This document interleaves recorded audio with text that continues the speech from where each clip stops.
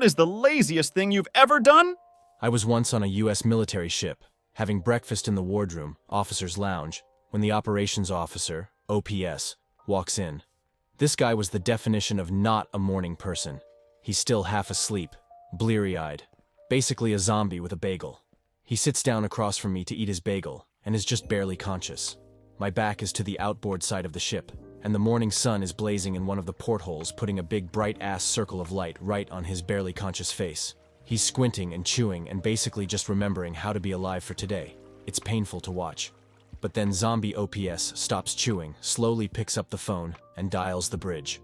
In his well-known "I'm still totally asleep" voice, he says, "It's OPS. Could you shift our bar pat? Yeah. 165. Thanks." And puts the phone down.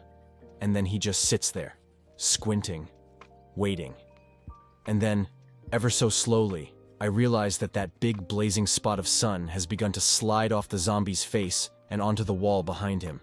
After a moment, it clears his face and he blinks slowly a few times, and the brilliant beauty of what I've just witnessed begins to overwhelm me. By ordering the bridge to adjust the ship's back and forth patrol by about 15 degrees, he's changed our course just enough to reposition the sun off of his face.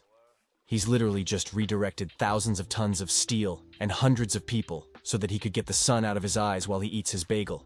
I am in awe. He slowly picks up his bagel, and for a moment I'm terrified at the thought that his own genius may escape him, that he may never appreciate the epic brilliance of his laziness, since he's not going to wake up for another hour.